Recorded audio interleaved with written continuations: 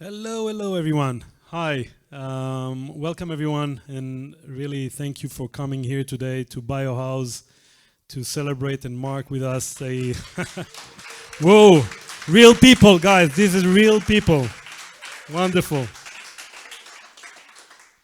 perfect. Obviously, those who were unable to join us, pity for them. You can see them here with us on Zoom, so cheer up them, those on Zoom. Well done for coming and joining us. We also have a broadcast on LinkedIn Live. So you just need to go into our Hadassah Accelerator LinkedIn, and from there it can take you to the live stream. Without further ado, I would like to start our fourth demo day of Hadassah Accelerator. And today, I'm super excited because obviously we have people here on-prem celebrating with us and with our 5 promising startups who graduate our cohort. And before we move on, I really want to thank, a big thank to all our partners, our strategic partners, CBG, and the Jerusalem Development Authority, and of course all our content partners, Brooks Carrot, Lee, Sharon, Gil, everyone. Brooks Carrot is a financial outsourcing organization supporting our startups from start to end, and I'm sure we will be happy to continue supporting them. KPMG, Miri, she should be with us in a moment. I'm on mute on Zoom. Okay, the guys can fix that.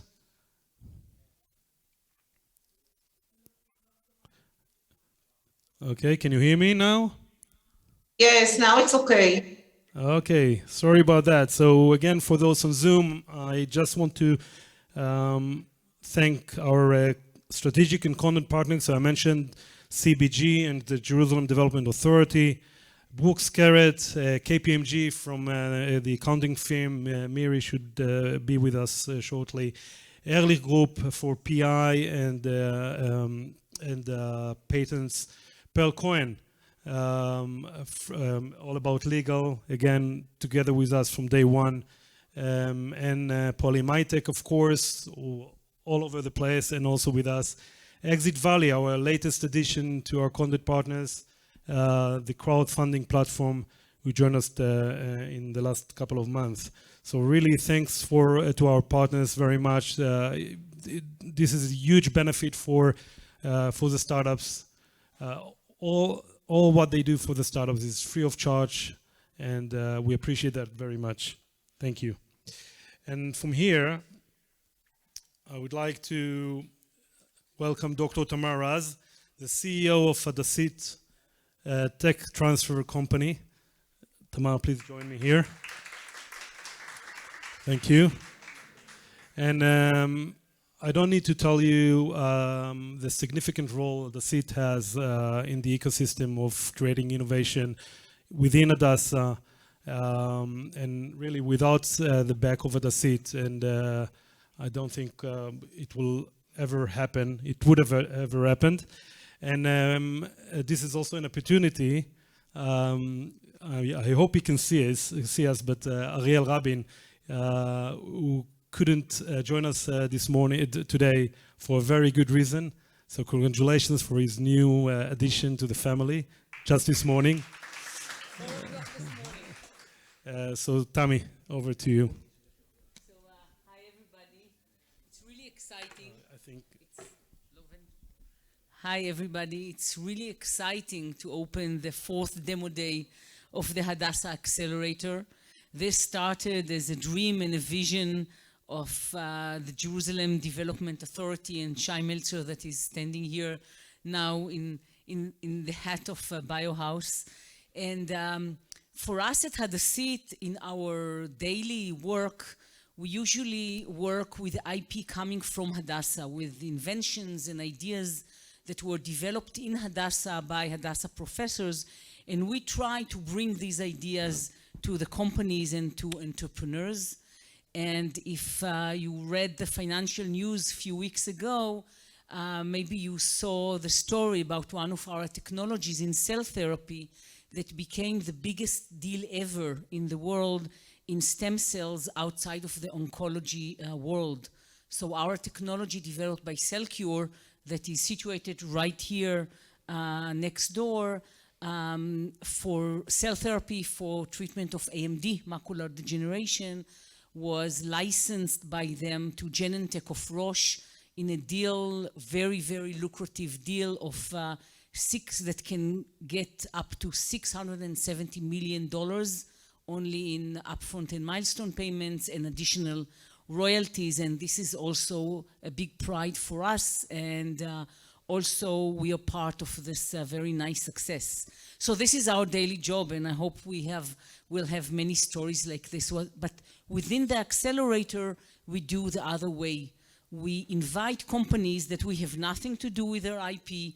We don't have any stake. We don't take any equity.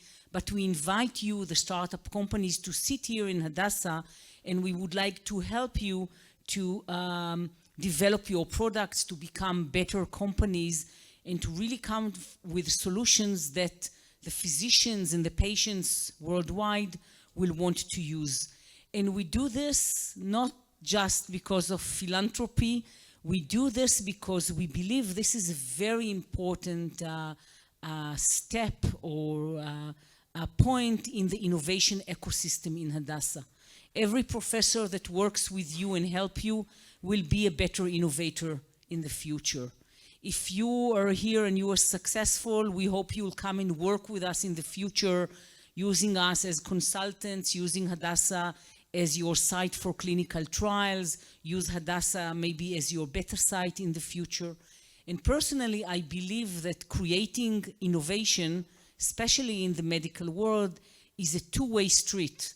And working with companies and bringing technologies into Hadassah is not less important for us as compared to commercialization of our own technologies. So with this, I wish you a lot of luck in continuing developing your products, and I hope that we will see the 5th cohort starting very soon with the great companies.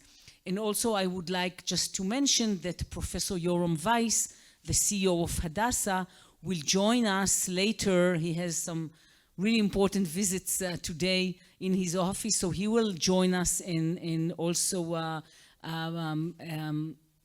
give his greetings to this cohort, and we'll see how it will work with timeline. Thank you. Thank you, Tami. Thank you, Tamar. And I have to mark today, talking about Hadassah, that we have 10 long-term collaboration agreements signed between Hadassah and the startups, both those who already graduated before in class 1, 2, and 3, and even 2 of this cohort. So this is a really a great achievement. 10 collaboration agreement for the long term with the startups of the accelerator. So again, thank you, Tami, and the whole team of Hadassah, all of you here with us, and thanks so much for your support all the time. And now let me welcome Uri Hayek. Uri, the CTO and the tech sales unit leader at IBM Israel. Uri, please. Thank you, Yaniv. Hi, everyone. It's great to be here with you face-to-face and on Zoom at the 4th demo day of the Hadassah Accelerator. Today, when all of us are seeing the blood and tears from the war in Ukraine, the things that Hadassah and the community of innovation here do gets an extra meaning. Saving lives and making the world a better place as a way of life. Every element here in this very special accelerator is with a big value, but the combination of great entrepreneurs with experienced doctors, together with the hospital data and labs, the lovely facility in Jerusalem, and the added value from all our partners makes it a unique diamond. We in IBM Alpha Zone proud to be part of this value chain and committed to continue to do our best to support digital health innovation and research and make our strong partnership worthwhile. I want to thank Hadassah, Professor Yoram Weiss, Professor Oren Levy, and of course, Dr. Tami Raz, the soul and mind behind this place, Ariel Rabin, Mazal Tov, Olga, and all the team, Shai Meltzer from Biohouse and all the partners. I want to thank my team led by magnificent Yaniv, Ronen, Yafa, Orly, Ksenia, and Gil. Last but not least, I want to congratulate the superheroes in this event, the graduated startup. You made a significant journey on your way to be successful, and I hope that we were meaningful to you. Good luck, and you will be always part of the Hadassah and IBM family. Thank you. Thank you very much, Uri. Always pleasure to work with a team like IBM Alpha Zone, and I'm grateful for that. Next, before we start with the pitch presentations, I would like to welcome Shai Meltzer from Biohouse. Biohouse has been always our home of the accelerator, where we are now. I think it's a great place to be, although we could have done more on that front, obviously, but for obvious reasons. And you know, there was COVID sometime that really prevented us to be more here than what we really wanted. But being here, as you can see around you, not only this floor but also the upper floor where the accelerator is located, is really being part of a wider ecosystem that Shai and his team, Biohouse, develop all the time. So thanks for that up front. And over to you, Shai. Thank you, Yaniv. Pleasure to have you guys here, and really congratulations to the startups. First and foremost, we're all here for you, which is pretty much what we do at Biohouse. I mean, this is where it all comes together. Biohouse came to life so that the startups will have good connections to everyone, the medical centers to begin with, the industry, the investors, the ecosystem players, other platforms, big experts and people that come from all over the world to come and see Startup Nation. And this is one of the biggest platforms to be in the biomed industry here in Israel. And for us, we're very proud to have a key player like the Hadassah Accelerator. Tommy mentioned we've been discussing this several years ago, and it's really memorable to push visionary projects with visionary teams. And here at Hadassah, from day one, we found an open mind and a keen spirit to go forward with such a venture like what came to be the Hadassah Accelerator. And Uri, I don't know if you remember, it was almost 4 years ago when I picked up the phone and called Uri. We didn't know each other. And I was like, you don't know me, but this is our vision. This is what we want to do here at Hadassah. And it was like instant. Visionary team, again, from IBM Alpha Zone. Let's do it. A few discussions, all focusing on the main idea, all focusing on the startups themselves. And for us here at Biohouse, that's the bread and butter. That's what we do. So not only are we proud to have you, we feel like it's the natural house for Hadassah Accelerator. And good luck, and we'll see you all when you all mature, because that's what we do here. So thank you all, and good luck. Thanks, Yaniv. Thank you very much. Hi. Well done. And now, guys, I think we can get started. Just want to double check with our control room if we are good to go, because I don't see here on the screen the guys from on Zoom. So we are good to go. Thank you. A few rules to play on each of the 5 graduates will have their 5-minute speech, followed by a short Q&A session from the audience. Those on Zoom, please use the chat box to tell us you have a question and you want to, we can refer to you, and you can go and ask your question live. You can also write your feedback or questions so we can pass it on to the startups in case we are running out of time. So 5-minute speech followed by another 5 minutes of Q&A, and we are ready to start with Jeremy Kagan, CardioLink. Here is Jeremy. Will you join us? the founder and CEO of CardioLink, the future of diagnostic information, imaging, and communication platform. Please, Jeremy, your pitch should be now live. Hi, I'm Jeremy Kagan, founder and CEO of CardioLink. I am a 30-plus year veteran of technology. Hi, I am Gam Kagan, co-founder of CardioLink. I am here with Dr. Levy. Hi, I'm Jacob Levy, co-founder of CardioLink. I'm a cardiologist with 20 years of experience in non-invasive cardiology. To err is human, people make mistakes, and we understand that. But there's one area where mistakes are simply unacceptable. Every year, mistaken medical diagnoses harm around 12 million Americans and result in around 80,000 deaths. And the tragic thing is that so much of that is simply the result of poor data sharing. Astoundingly, in this day and age, medical data is still shared manually, which leaves tremendous room for error. You see, patient medical data is tightly secured, which in itself is a good thing, but it makes it difficult to access when needed. Test results are often not available. And patients are told to bring all their discs to the appointment. Yes, compact discs, outdated technology that gets lost or damaged. Doctors are often overworked and stressed, so what they need is an easy way to see the full picture of a patient's medical condition. And that is precisely what we have done. Our team includes highly experienced medical practitioners, technology specialists, and recognized clinical experts.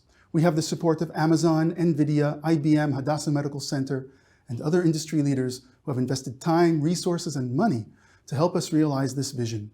What we've developed is a cloud application that accepts data directly from the source and other repositories and makes it available online for doctors to easily access. The technology is specially designed to bypass lengthy and expensive technology integrations. It uses a simple file transfer interface to automate data flow and supports industry standards like DICOM and HL7 Fire. The interface gives doctors the information they need in a way that's easily actionable. So now, patients, doctors, technicians, and specialists can all access the relevant data and modify it in line with their specific permissions. No more flying blind, no more lost or overlooked patient data, even from outside the institution. The system needs no training. Messaging between doctors and technicians is secure and private. We facilitate interpretation and reporting to private doctors who see patients on an outpatient basis for 2 out of Israel's 4 health funds. We are currently processing several hundred patients every month. As we demonstrate here, our cross-platform in-app viewer requires no special image reading software, and it is fully featured, even allowing frame-by-frame as well as on-image measurement taking. Average revenue per patient is $4, and doctors report a 40% improvement in their workflow to interpret and report an echocardiogram. Our patent-pending collaborative patient engagement model works as it was patients who brought us to Hadassah seeking second opinion consults. We are now in pilot there. Through skill and experience, we bootstrapped our way to the table, and we continue to grow in-service revenues, giving us an unlimited runway. However, with a $3 million seed round, we will be able to scale the product and revenue to much higher profitability. This will enable us to achieve the long-term vision of becoming the go-to clearinghouse for medical data, a vision that is shared by these leaders in medicine and technology who are backing us. Our roadmap shows how to take our minimum viable product through to AI machine learning and big data applications, all the way to a robust, high-growth company. With our innovative interface technology, any diagnostic data record implants us in the workflow and provides a basis on which to expand to all other access points in the care chain. We proved this model in Israel. We are ready to prove it in the USA and other countries. This differentiating execution model is enabled by our built-for-purpose design. It lets us establish a presence in an industry that is dominated by a handful of giants, crossing many verticals and turning competition into co-opetition. Our immediate focus is cardiology. It's where we started, filling the needs of my cardiologist partner and co-founder, Dr. Jacob Levy. And we do this very well, supporting 32 cardiovascular studies with growing revenue. We plan to support all specialties, increase patient volumes, and achieve higher revenue per patient. Having cybersecurity and cloud partners enable us to continue to improve our offering. And long-term, we will scale the company with bold new revenue sources to become a digital health leader. If CardioLink had been available a few years earlier, perhaps we would have been able to buy my mother a few more years with us. Medical errors cost us all millions of lives and billions of dollars, and they are primarily the result of ineffective information sharing. We have a solution to this problem, and if this resonates with you, we welcome further conversation. Thank you very much.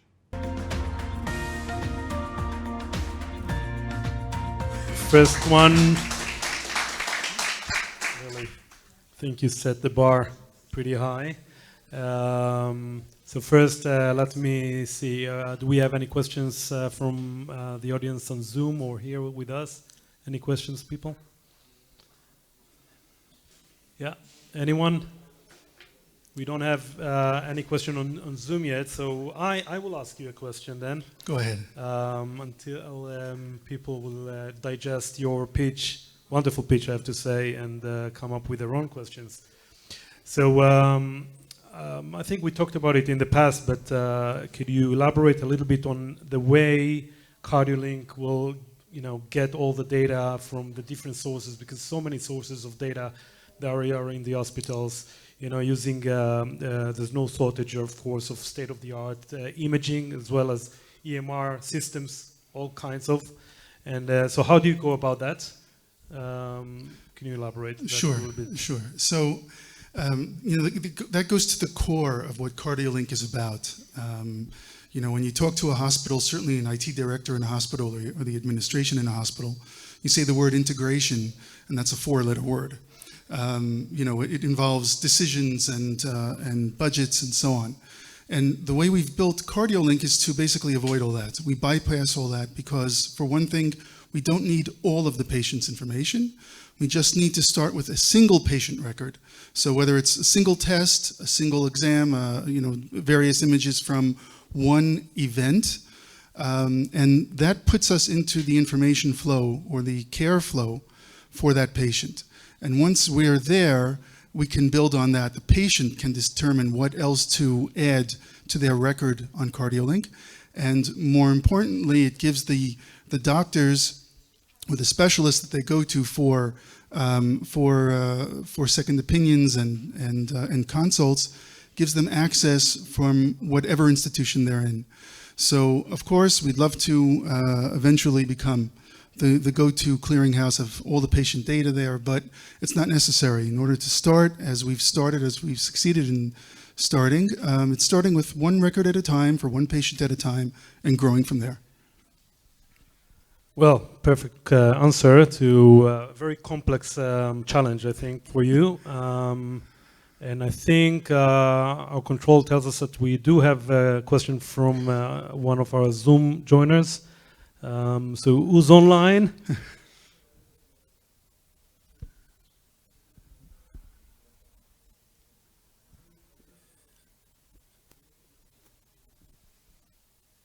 Do we have a question there from anyone on Zoom? Or we just have some technical difficulties to bring him up? Okay, until we get that sorted out, let me ask you one more question, and this is about your regulatory pathway. Sure. Okay, so how do you go about that? So, we've bootstrapped our way into service, and as a bootstrap, every penny counts. So we have not yet started the regulatory process in any jurisdiction. What we did start with is at least building our product. Our initial product was designed for the United States market and the Israel market. And the assumption, or not the assumption, the opinions that we got, the legal opinions we got from various lawyers was that what we're doing really falls under the FDA's MDDS guidelines, which means we're not necessarily regulated yet. But for the future, developing artificial or implementing machine learning and artificial intelligence algorithms and competing directly with PACS systems, then we'll need FDA 510K Class 2 clearance, and in the process as well, go for CE mark, filing for CE mark, and validation or audits of GDPR compliance. So those are things that we have on our roadmap that we will do and will accomplish as soon as we have the capital to do that. Okay, I think now we can move on Can to... you hear me? Hi there. Hello. Can you just introduce yourself for a sec? Hi there. Can you hear me speak? Yes, clearly and widely. Great. I'm an interdisciplinary researcher based actually at a couple of institutions here in Israel, one of which is Bellinson. And I'm just interested to know, I think it's fantastic what you've done. And I was just wondering about interoperability to capture community-derived data, such as using tools like Vocalis and Binai AI, the sort of tools that patients can capture their data using their smartphone. So my question is about interoperability and your plans to reach not only into hospital data, but into community data as we look towards the expansion of patient care in the community setting as well as the hospital outpatient setting. That is absolutely correct. I mean, that's where things are going, and how we've built our system to support not just data that's generated by modalities. I mean, the actual technical name of our product is called the Diagnostic Modality Interface Portal. We built it as a light interface layer so that we can interact with various diagnostic modalities as well as other sources of data like PACS systems and EMRs and so on. But ultimately also every single device or every patient-generated type of information is important.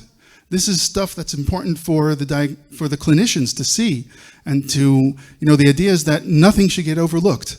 Yeah, okay, the patient could have had an echocardiogram done, or an ultrasound done, or a nuclear image done, but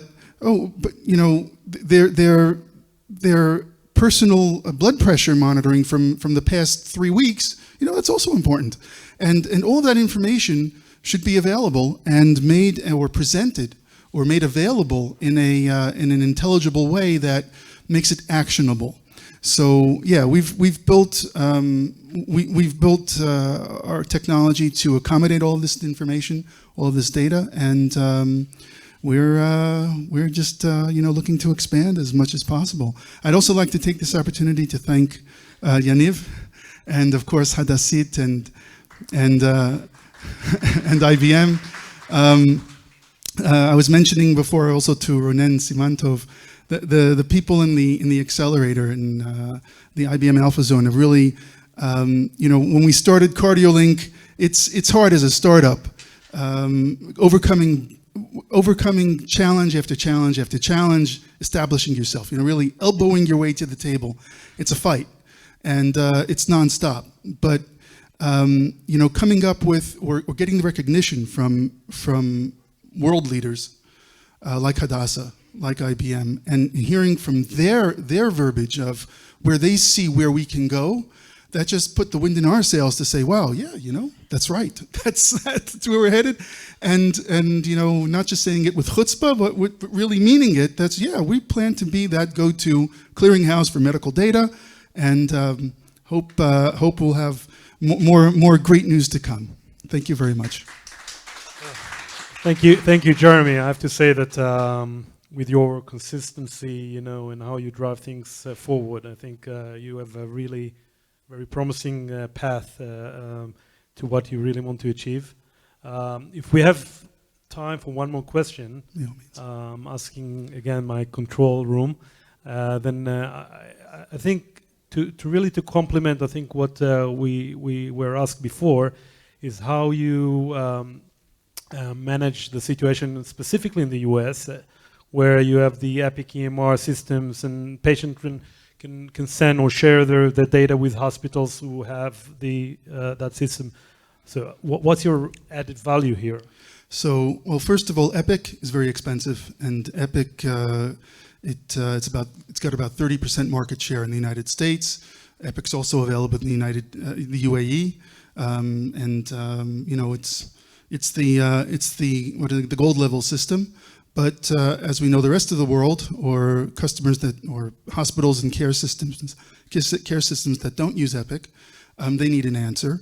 But also, it's not just about Epic. There's other very good initiatives that are in play, such as I think it's called Care Excellence and other information sharing, interoperability initiatives. These are all wonderful, and these are all great. This is where the world needs to go.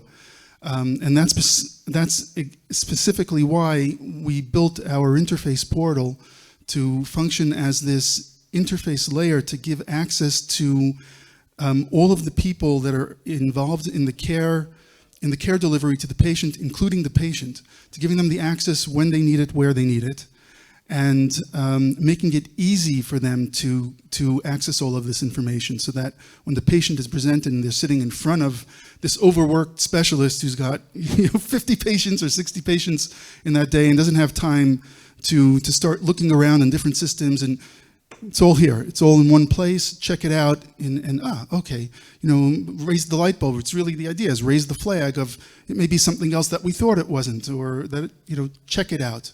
That's the idea behind CardioLink.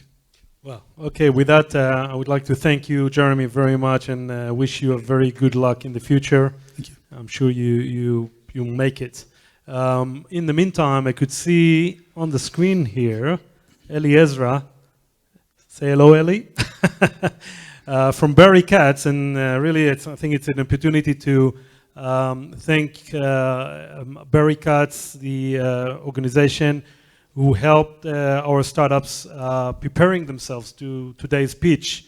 And Daniela is here with us. Whoa, that's really great to see you here with us. On-prem, you saw that, Eli? Okay, watch and learn. And thanks, everyone, and thanks to Barry Katz for your terrific preparation work with the startups, every cohort.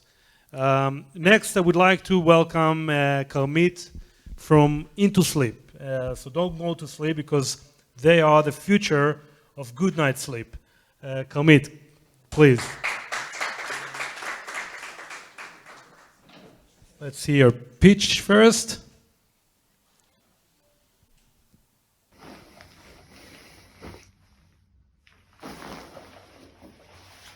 What an amazing night I had. Want to know why? We established Into Sleep in order to help people like me who suffer from insomnia to fall asleep faster and easier during the night. Introduce you to that little man cave that is my workplace, where all the technology started and all the magic began to happen.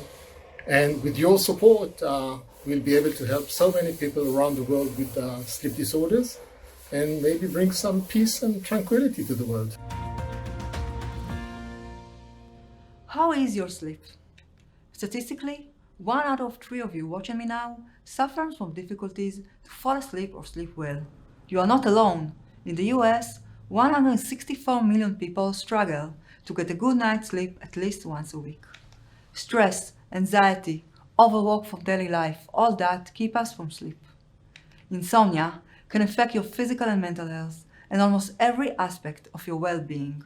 Sleep aid global economy is booming and is expected to reach $585 billion in 2024, and it's growing at approximately 7% a year.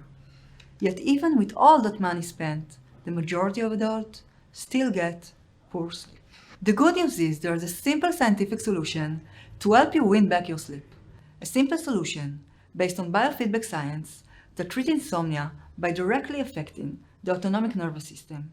It stops the cycle of anxiety and stress that keeps your mind awake, a solution that is being used at Cleveland Clinic and Mayo Clinic, and soon with Into Sleep to be used in your bed. So, how it all started? Noam Hadassah, our CTO, has 30 years of experience in the medical device industry, specializing in sleep. He founded and managed a successful global sleep sensor company. During his research on sensor to biofeedback labs, Noam discovered that people never make it to the end of the trial because they simply fall asleep. And that is when Into Sleep was born. Asaf is a sleepless person and an expert in early-stage startups, joined Noam, and I brought my extensive experience in business development and marketing to lead Into Sleep. We are totally committed to the mission to help people sleep better. Current sleep solutions are still not satisfying. Relaxation and sleeping application and smart mattresses can affect only light sleep problems. But when we want to treat insomnia, we don't really have a real-time solution except pills. Sleep trackers give you sleep scores and rate, but can't really help you sleep. And CBT sleep solutions require long implementation or change in lifestyle. Biofeedback solutions are effective, but they're difficult to operate since the treatment is in the lab, in the middle of the day.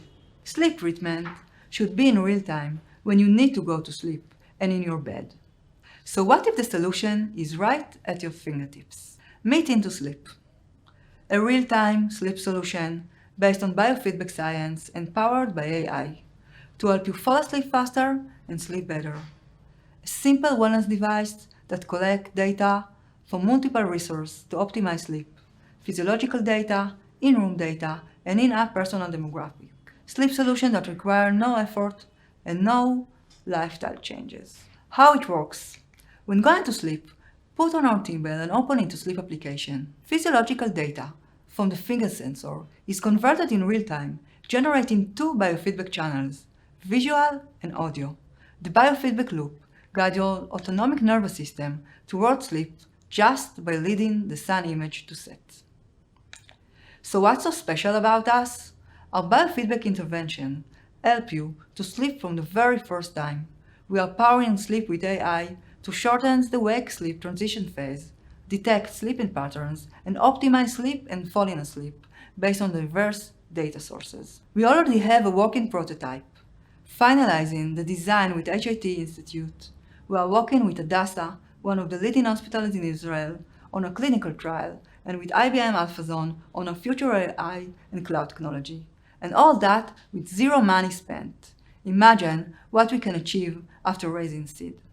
We are looking to raise seed investment for changing the future of sleep. So don't fall asleep. Join us.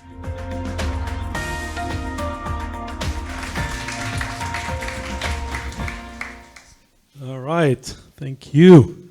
Wonderful pitch as well. Thank you. And I think you have the first customer from this morning, Ariel Rabin. He will need it for sure, Yeah. for his newborn He will baby. get Now, it. no sleepless nights.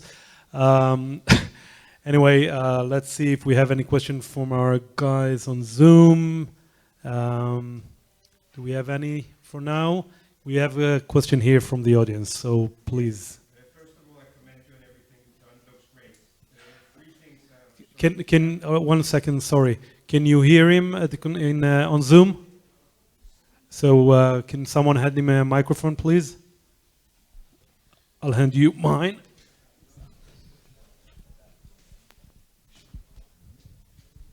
So first of all, let me commend you on everything you've done. It looks great. I have three questions. Well, it's not really three questions. Is this a direct-to-consumer product? Is it regulated? And what is the IP? Okay, so it's B2C and B2B2C. This is the business model. B2B. Who do you sell to? Who we sell to? Big retailers. We already signed an agreement with a huge mattress company, online mattresses company in the US. This is the idea. And about your second question, is it regulated? So it's a wellness device, not a medical device. So we don't need an FDA, and we're really close to the market. And about IP, the whole system is patent pending. As a system? Yeah, as a system. Thank you. Does it cover your question fully? Great. So Thank you. Thank you. it's a simple suggestion, line of thought. There are external stimulators of the vagus nerve. Have you considered combining the two? External stimulation where? In the ear, of the vagus nerve. You're not familiar with it. It's worth checking if you would like to combine it with your... You talking about noise during the night? No, electrical stimulators of the vagal nerve through the external ear. Okay, so we can check this. Yeah, it's a good idea. Well, actually, thanks for your feedback, because I think what makes you unique in the light of many other solutions trying to tackle this challenge of insomnia and others, and why did you pick the finger? You know, we know wearables, all sort of wearables, including that was mentioned here, but what makes it unique and why? Okay, so we picked the finger sensor because we are a real-time solution for sleep, and because of that we need to be really accurate, and the best place to take data, physiological data, is from the finger sensor, like in the lab. So this is why we choose this location, because the biofeedback channels are converted in real time. Okay. Do we have any more questions here? Okay, great. So thank you, Kamit, and thank you, and it's a good opportunity for me also to thank you, Yaniv, for your support, and also Ronen and Yafa, and also Tamar and Ariel. Thank you very much. of course, everyone, thank you. Stay with us. Next, since we do not have Professor Weiss with us yet, am I correct?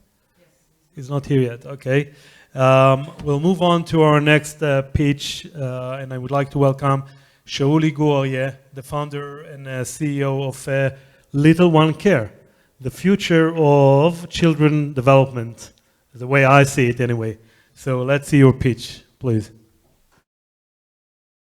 Welcome to the team meeting of Little One Care. For our new members, I am Shauli Gur-Aryeh, CEO of the company. And I'm Ami Meoded, CMO of the company. Let's start the meeting. Niv, what is going on with the programming? Jonathan, what about the clinical trial? Michaela, what about the beta trial in the US? Liz, what about the American parents? Kids, are you going to walk today or are you going to play all day? What is going on here?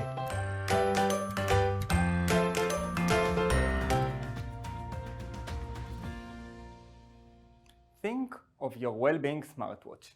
It gives you real-time information, daily reflection, long-term trends, and emergency alerts. All that to help you improve your well-being. Imagine you could have the same technology, but this time to improve the well-being of the one you care about most, your baby. A technology that assists you to understand what your baby needs when crying at 2 a.m., reflects the baby's emotional story throughout your working hours, tracks your baby's development when it's most crucial, and warns before emergencies happen. Now, stop imagining. This technology already exists, and it is called LittleOne.Care. I am Shauli Gur-Aryeh, CEO of LittleOne.Care. In my experience as a daycare caregiver, I learned about those unaddressed pain points of parents with their little ones. That was when LittleOne.Care was born, with the mission to ensure the baby's well-being for the parent's peace of mind. How is it possible? Well, it's a unique artificial intelligence that accompanies the baby 24/7. It understands what happens with the baby by analyzing sounds and motions collected from a wearable device in order to tell what babies cannot yet tell. Today, the $40 billion wealth tech market is doubling in size every 30 months. The millennial generation who lead this market are just becoming parents, fueling the emerging baby sector. Tracking sleep in adults and babies is already a successful market, and 24/7 well-being for adults is even bigger. But there is no monetization in the equivalent baby's well-being market. LittleOne.Care's protected technology gives parents for the first time the 24/7 peace of mind they look for. The magnitude of that need was validated in a Facebook campaign with American parents. The satisfaction with the device and the app was tested with 70 parents for several months. They said they would pay $12 per month for the platform. Due to the high engagement of parents, we've already gathered the world's largest labeled datasets of baby events, creating a unique know-how for LittleOne.care. Our engaged customer base will enable us to evaluate different services and products in the $400 billion baby care market. LittleOne.care will map this market based on the baby's emotional and developmental genuine experiences, allowing any parent in the world to make better purchase decisions for their babies. We call this the Wisdom of Babies database, and it is extremely interesting to retail giants like Amazon, Walmart, Alibaba, and any giant baby firm. Furthermore, LittleOne.care's big data is significant for pediatricians. Since the 70s, child development has been characterized mainly by basic physical aspects like height and weight.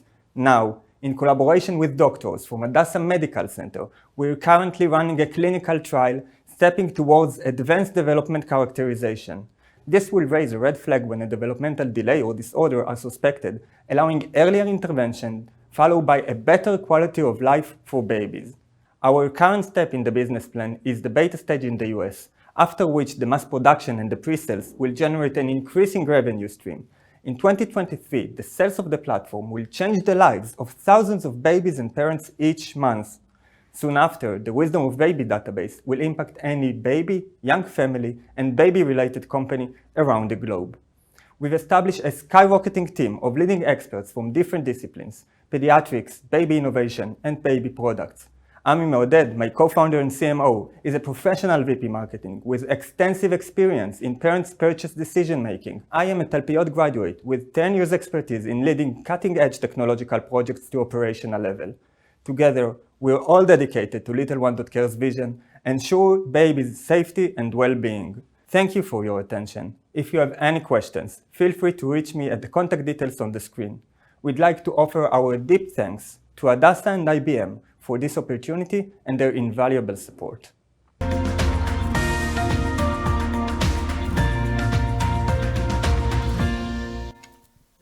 Well, big applause. Thank you.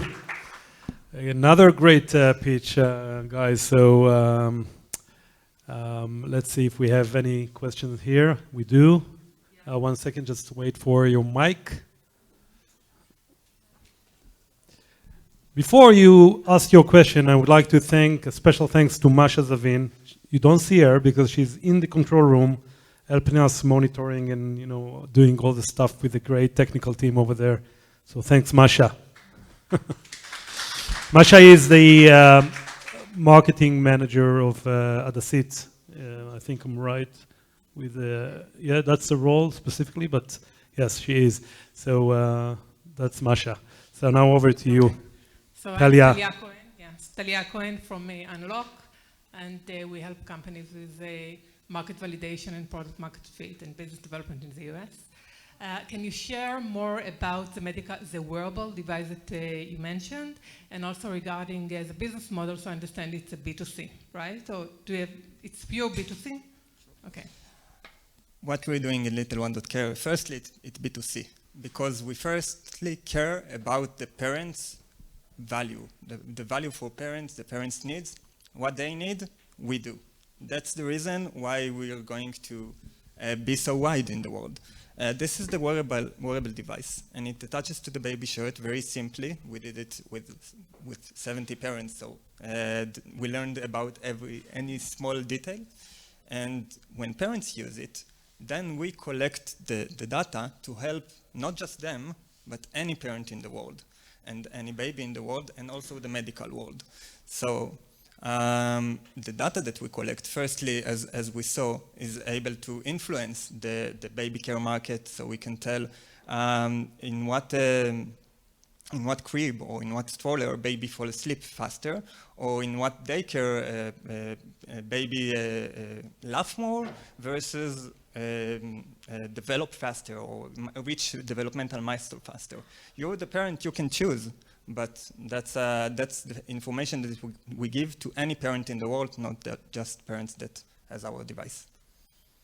I think we have a question We have a question from someone on Zoom.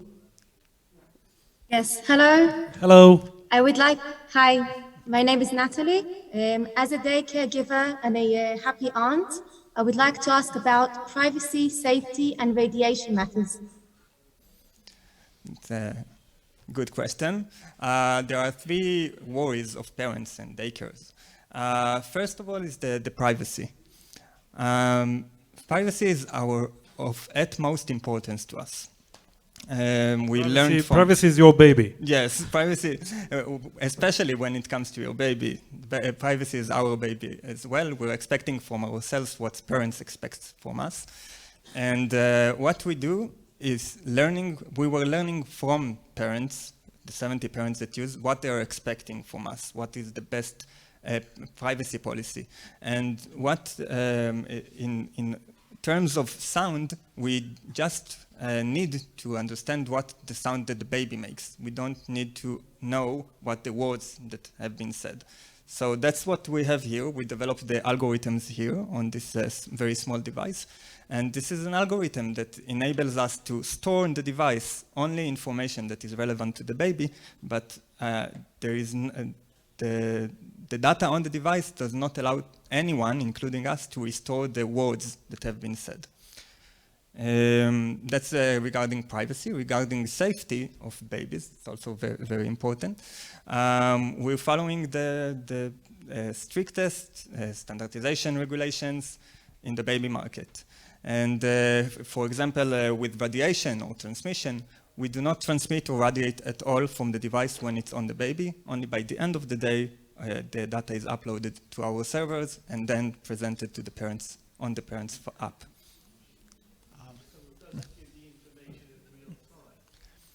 Just repeat what we just heard. I'll repeat it. So you were asking, it doesn't give real-time information. So yes and no. Yes, because if you, as a parent, choose to enable the Bluetooth, you are able to do so and get real-time information. But we've learned with our parents and professionals, baby professionals, that you need the information by the end of the day. In case, first, you want to learn what happens to the baby when you're with the baby and understand what's happened with the baby. And second, in cases there are real-time alerts, for example, we don't want to reach this point. We don't know to get to an emergency. We want to tell you what happens with your baby before emergencies happen. So, for example, if the treatment quality isn't that good, or if your baby is at the car and the door was shut, then without the baby being taken out of the car, then we want to tell you, not only when there are 50 degrees at the car. So that's even the emergency is better to know in advance. Does this cover your answer? Natalia, I think that was your name, right? Yes, thank you. Okay, and yours as well?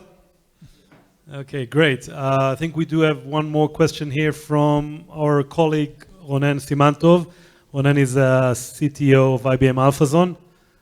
Always have questions and challenging consistently our startups. So Ronen, please.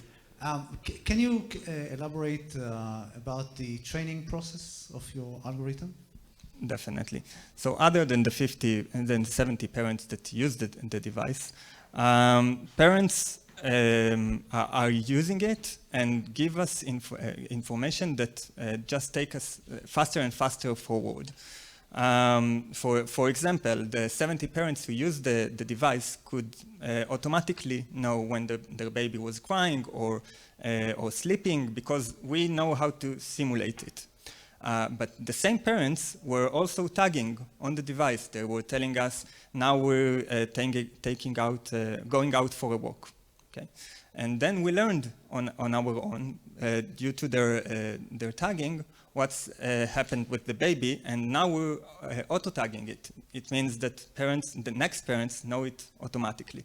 And the more and more data that we get, that's like an avalanche, a snowball, we're giving more accurate and more kind of information that's interesting for the And parents. how does it change with time, with age?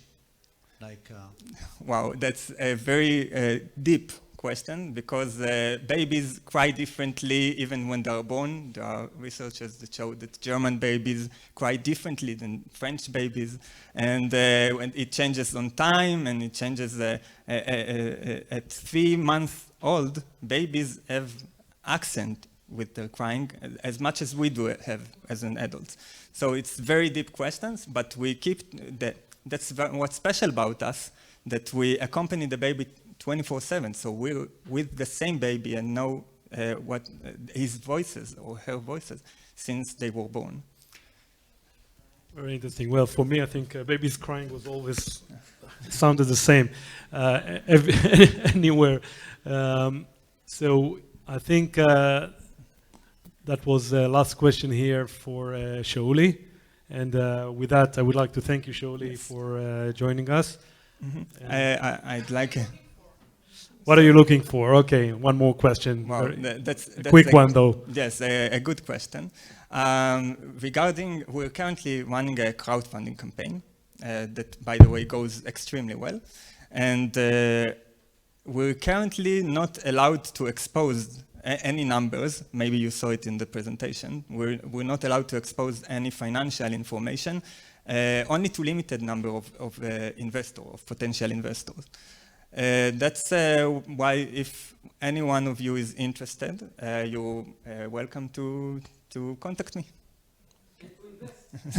Yes. Thank you very much, Shauli. You may step down, because I would like to welcome now Professor Yoram Weiss, who made it here after all. Thanks for joining us, Professor Weiss. Professor Yoram Weiss is the acting managing director of Hadassah Hospital, and I think we are very proud to be part of this very unique accelerator here at Hadassah, led by the Hadassah Hospital.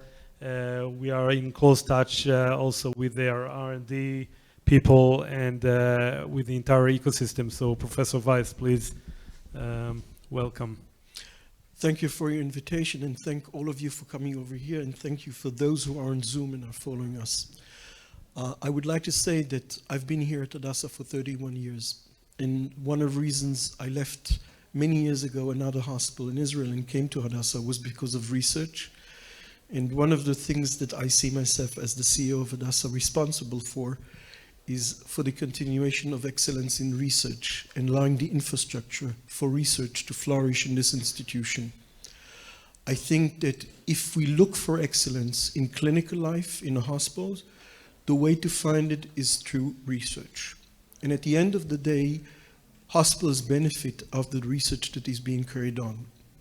I think that the amazing thing about the accelerator is that it brings us to the 21st century, because part of the research today that is being done in our current lives is not only anymore benchmark, it's not only more bench science as we knew it before, it's not only translational research in laboratories or in petri dishes, part of it is being done in startup companies. And I think this is what this accelerator, and thank you for IBM to joining us in this amazing endeavor, because I truly believe it's an amazing endeavor. It allows us basically to combine the excellence of people that have an imagination of where they want to go, together with the infrastructure we can provide. And I should say, thanks to our supporters in the US and all over the world, I'm reassured, and I'm sure that we'll continue to provide the infrastructure and develop the infrastructure here at Hadassah in Kerem and in Mount Scopus and in other areas, in order to allow this really combined effort to flourish. And that's where we see ourselves. We see ourselves as our physicians and people who work in this institution in different areas, including medical students who sit here, by the way, that should be put together with these accelerators in order to try and really develop amazing products that can mean then later on be advanced. And this is part of our contribution, not only for Hadassah, but for Jerusalem and for Israel and maybe for the entire world. So thank you for your support. Those who are supporting companies, thank you for your support.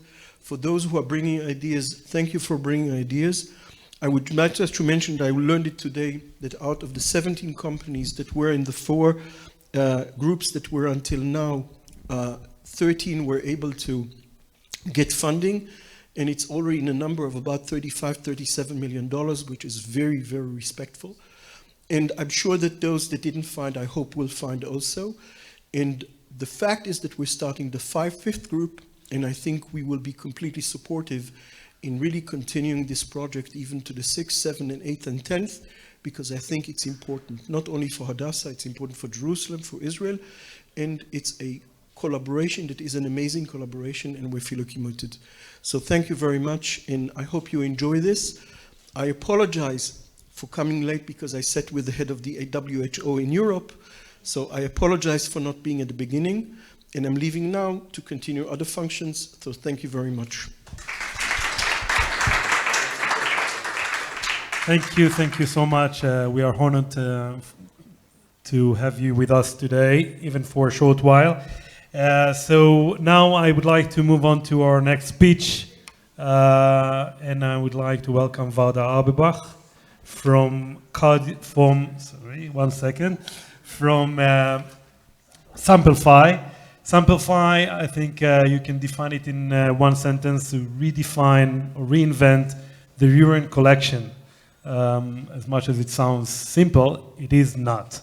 So let's see your pitch, Varda.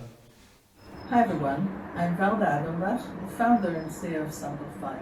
As a big fan of technology, I'm fascinated by how it simplifies and automates the way we do things. It's almost magical how it changed the way we communicate, the way we consume music, and the way tedious tasks like washing our clothes or dishes became simple. So it's about time we progress and change the way we take our most basic medical tests.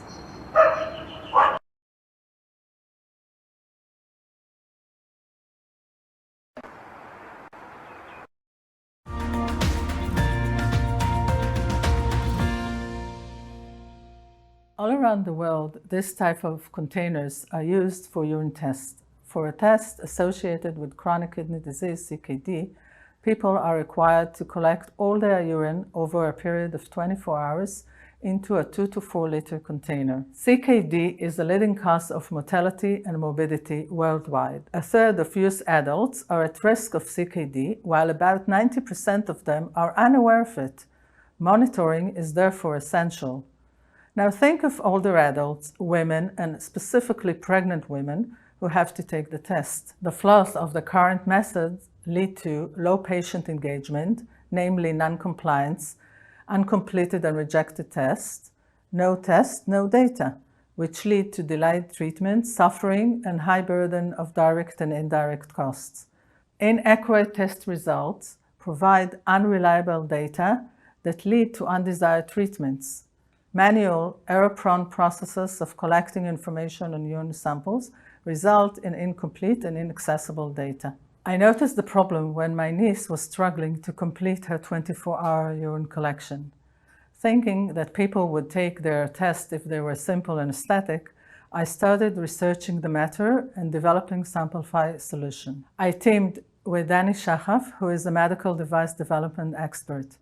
We are pleased to have Professor Donitsky El-Halel, Head of Nephrology, Hadassah Medical Center, on our advisory board. Samplify obtains and uses qualitative data from urine tests by a complete solution comprised of 4 parts: samples collection, digital detection of urine information, analysis of this information and automatic updating of the electronic medical records, utilizing of the obtained data for guidance and monitoring. So let's meet Emma. Last time when she took the 24-hour urine collection test, she had to stay at home. Now, with Samplify Kit, she can continue her regular routine. When needed, she enters a nearby restroom. Emma takes Samplify Kit out of her bag and unfolds the disposable toilet cover. She easily places it and urinates regularly and fluently. Once done, she obtains a sealed tube with a sample. For the next step, let's refer to the prototype demo. This is the design cover, and here is the prototype. This is apple juice, in case you wondered. After urinating, the person lifts the test tube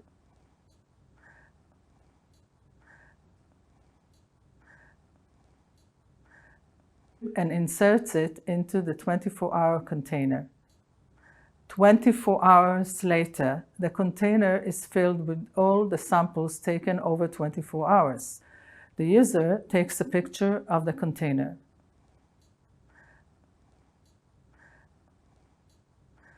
Then the user or nurse inserts a regular test tube into the container and obtains the final sample of the collection that is sent to lab.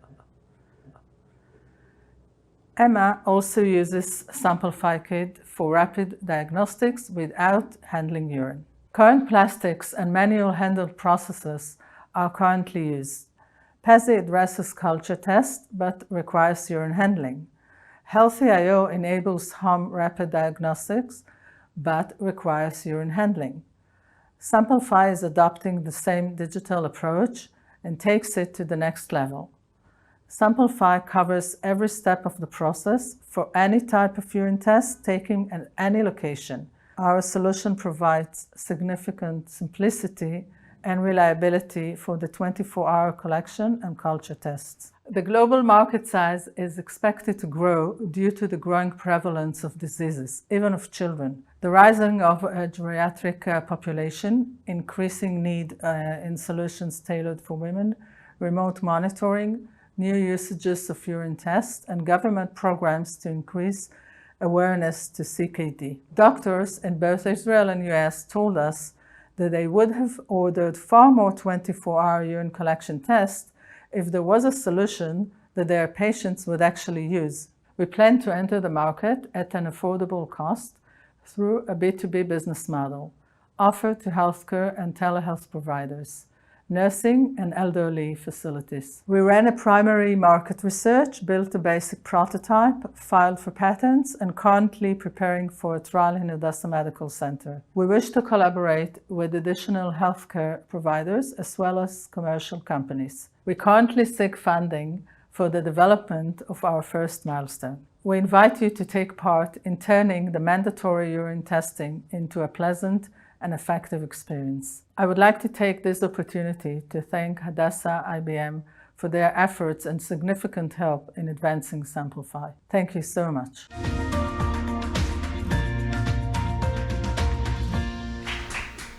Okay, good, Vada, well done. Never thought of urine as such a wonderful topic for a pitch, but we had one company before in one of our previous cohorts, Olive. Yeah. So would be interested to ask you, what's really your added value or market competition, and what makes you what's your differentiation basically? Yeah. So Olive is a wonderful company, and they actually give a person a tool to look after himself or herself all the time. So you don't have to go to a physician. You can check through your sensor, you know if something went wrong. But that's wonderful. And maybe in like 20 years, that's the way we'll get all the information. But until then, laboratories still exist. Physicians still want to send samples to be checked, and therefore, instead of doing it in that, we are doing it in something that would be smaller than that. So it's another part of the need.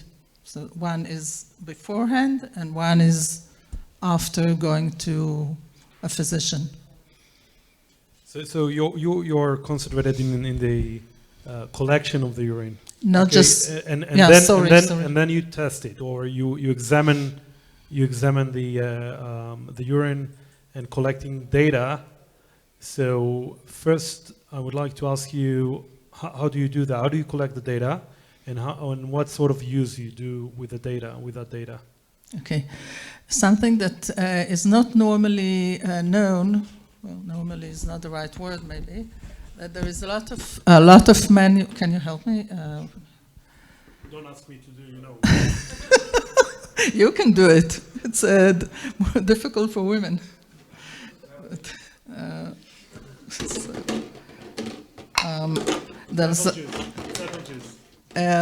there's a lot of manual work involved in gathering information about urine tests before it even gets to the lab. One thing is, I'm trying to take everything out. Let me help you. Yeah.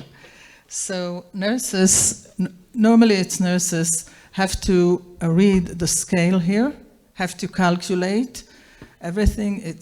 It's amazing. They told me about the work they have to do. Each time they have to go to the patient, write it down, calculate. That's one type of manual work. That's a 24 hours collection, right? Yeah, a 24-hour collection jar. And people have to do it at home. So a person has to come to the clinic with the jar or just with this cup and say how much urine was voided, how much, what's the volume. In many cases, people don't remember this information, and all the collection is rejected because this is vital. And another thing is that you might be aware of, again, we have some mechanical problems here. You might know the sticks, you might be familiar with the stick, that sometimes when you go to a nurse or a physician, depends, in England it's a physician who does that, the nurse dips it in the urine, and then she compares, or he compares the colors. And there is Healthy.io did something that based on image processing, that takes a photo of the colors.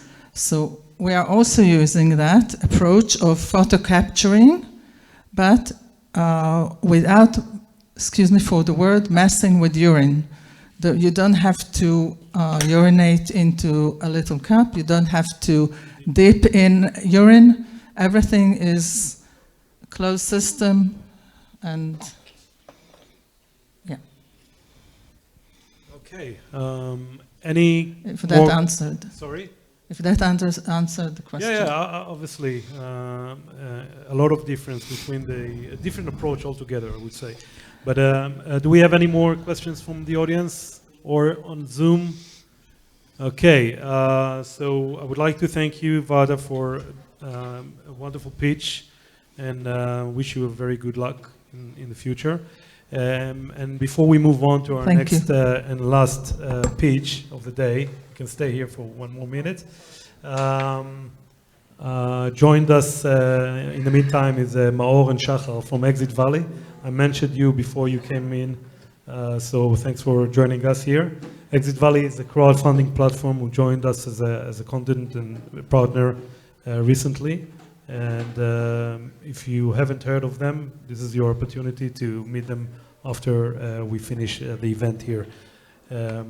Okay, so now I would like to welcome our last but not least, Effie Binder, the CEO and founder of Futura Genetics, the whole new approach to preventive healthcare. Let's see your pitch first, Effie. Thank you. Effie, I think we got it. Really? Nah, that's not going to work. You know what? Let's give it for free.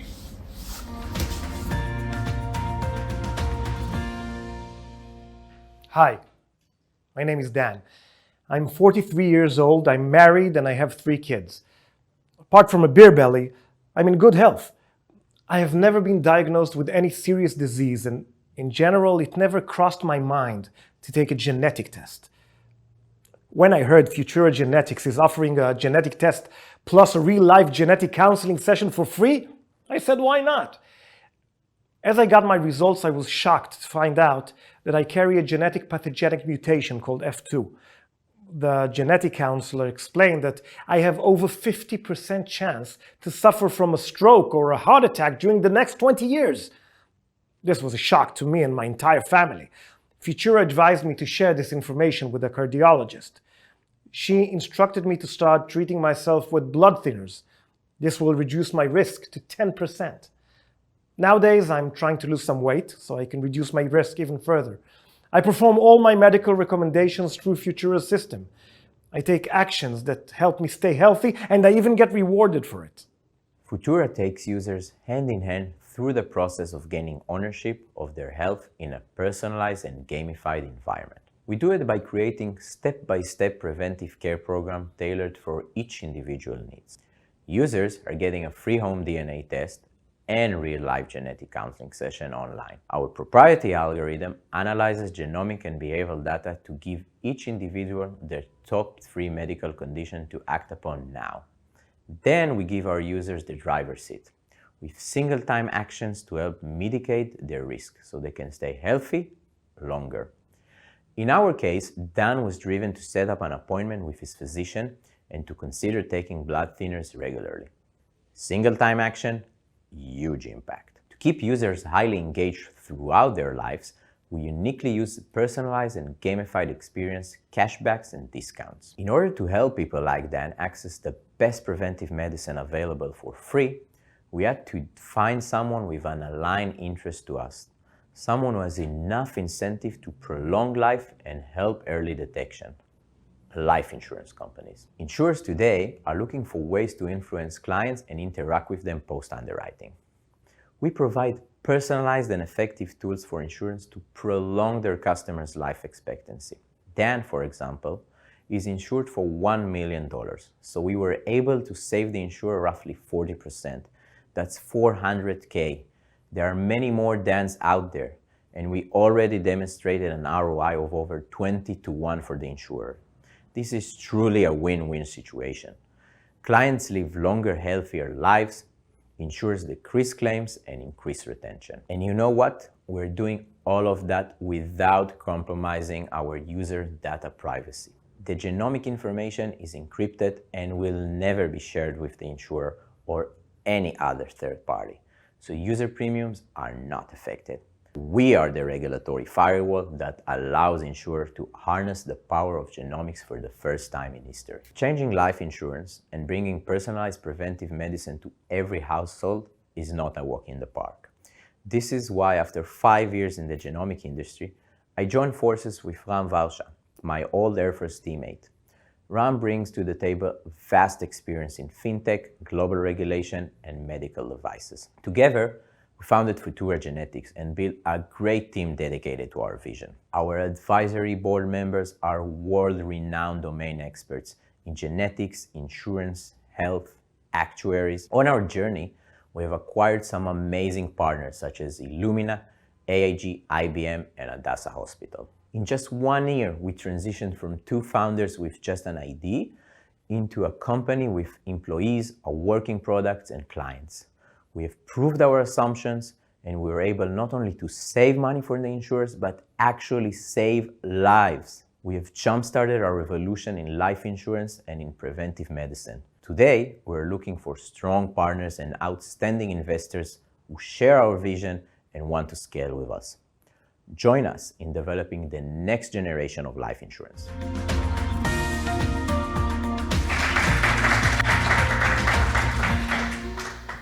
Well, the final pitch, guys, and really a great one. I know these guys, and they're doing a great job, Ram and Effie. I was even undertaking the test, the genomic test you done, and I have to say it's a wonderful experience, as a user. So very good start, and I'd like to see if we have any questions. There we go. Do we have a mic? Yes, Uri. Hi, Effie. I wanted to ask if you are using a customer off-the-shelf genomic test, or have you developed your own? This is our own... Mic. Yeah. Yes, this is our own genetic chip. We've developed it together with Illumina. We are using one of their lab, a CLIA certified lab in the United States. And we also added an NGS panel, especially to create a genomic test that fits different ethnicities. So we have that supplement NGS panel, and it's a unique panel for us, and even more unique is the algorithm that analyzes the raw data. This is totally not off the shelf. Any more questions here? Yeah, we do have one. Yeah, one hand, please. So what is the primary target? Is it an engagement model to actually provide the patients a way to follow the guidelines? This is a completely different thing. This is a different way of thinking about things. I'm an economist by profession and by heart. And what we're doing here is creating the correct incentives using the way that the economy is structured today in order to give genomic tests for free, entirely free, and to have the benefit for it. Our platform not only do the test and do the bioinformatics after the test, but it's also an actionable system. We show users only the top 3 things about their health that they should act upon, and we focus on single-time actions with significant impact on health. So it's less about quit smoking, not that quitting smoking is not important, but yeah, we finish very soon. Wasn't for you. Okay. Not that quitting smoking is not important, but it's a behavioral change that is much more harder. But if we make a person just go this one time and do his colonoscopy, or one time to see a cardiologist in order to start treatment, then we made impact. So we chose those single-time actions, and we implement all the gamification techniques that you can think of in making that person do and perform that action. And we also provide genetic counseling for free. So it's a big, big win-win-win for everyone. Well, genetic counsel, I got it myself from you, and it was, again, a very interesting experience, and I think educational as well in many aspects. But you are aiming for the insurance space, and as such, have you made any successful engagement with insurance company? You mentioned the AIG. We know you run there something with them. Anything else, and what exactly you are achieving? Okay, so I can talk a little bit about the AIG pilot that is wrapping up these days. I cannot talk about other engagements we have with future clients because we're under NDA. I can share that, like I said in the video, that we have proved an ROI of over 20-to-1 to the insurer, meaning we were able to found a mutation in a random or healthy population that have immediate clinical actions and also measurable actions, that taking this sort of action will reduce the amount of risk by a certain number, and this way we're able to calculate the profit for the insurer. So insurers are very, very eager to do it, and actually insurers have been looking to of a regulatory way to utilize genomics into insurance for, I don't know, the past 10 years, but no one was able until now to have that breakthrough of how to use genomics in a regulatory compliant way that it's also profitable. And we eliminated the underwriting process, which this is the illegal thing, this is the genetic discrimination, and we take it out of the equation. We're like a black box for the insurance company. Insert a client here, and it goes out with a life expectancy that is better than before. Meaning that the actuaries that did the underwriting were thinking about a life expectancy that is shorter than the actual one. So more profit or more market share for the insurance company. And how do you go about the privacy issues and the regulation, especially around the insurers' data? We have the highest standards of keeping the privacy, and we're just going better. I mean, we're not funded enough, but it's going to improve. We use different servers for personal information, for genomic information, and we are not taking process in the underwriting. We have a commitment to our users, not only to not share the data with the insurance company. This is easy because this is illegal to do, but also not share it with any other third party. We understand that keeping the user privacy, this is our name, and this is what would makes us succeed. Without that, we have no future. So we are totally on the user side. We have a question here from the audience. Just if you can speak to the mic, please. Can you introduce yourself for a short? Yes, my name is Itzik. I'm the CEO of FoodFix, dealing with personalized nutrition care in medical centers. Thank you. I wonder if you anyhow monitoring the actual action following your recommendation. Of course. Our system gives actionable items to users. What to do. This is something that is lacking today after genetic counseling, and there is no such a thing genetic counseling for healthy people. So we give those action items, and people report in the system, and they get rewarded. They can redeem their points, they get prizes, they get badges. The more they perform action, the more they get. There are features that are unlocking if they perform the actions. So we do monitor that. In the future, we want to connect ourselves with healthcare providers. So when we offer to a user, go and set up an appointment with a cardiologist, he can do that immediately because he already linked his healthcare provider profile, and he can do that online or take a consult online. So there are many, many more things to be improved in order to make this work even more efficient than it is today. Closing the full cycle of Correct. recommendation and actions. Exactly. Great approach. Naturally. Okay, sounds like a great point to stop with Effie and carry on our celebration. So, thank you, Yaniv. Thank you personally to you for being with us. Yaniv has been with us on a daily basis for the past half year. So thank you very much. We appreciate, and like all the other ones before me, so I have to say it as well. But really, thanks for IBM and Hadassah and Hadassah and everyone. It has been a great experience. And they are using the offices at IBM Alphazone, so we do even come more. And visit us. And this is your kit design, right? Yes, because design is important as well. Perfect. Thank you very much. Effie, you can stay here. I think with that we can almost close our session for today, but not before I thank one more person here, with Olga Future, for the production around here at Biohouse.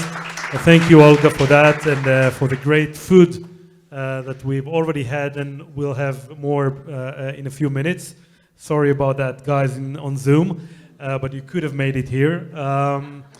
Anyway, now I would like to invite the 5 stars, the CEOs and founders of our companies, which I'm very, very proud of, and hand you your graduation certificate. So please come over and join me here. And also would like to mention or take the opportunity to open the registration for our next cohort number 5 of Hadassah Accelerator. Everyone can contact us, myself personally, or anyone from Hadassah or IBM Alphazone for more details. You can find all the details on our LinkedIn, Hadassah Accelerator LinkedIn, or our website. And registration is now open for next cohort, which will start after Pesach. So thank you very much, guys, and this is your graduation certificate. Shauli, Little One Care. Sample 5, Varda. There you go. Jeremy, Cardiolink. Effie, Future Genetics, and Karmit, Into Sleep. And guys, they have teams here. You can also join us now. Your teams are great, and it was a really great pleasure to go through this with you, not only today, but the entire journey we had in the past 6 months. Thank you very much, and see you on our next demo day of class number 5. Thank you very much.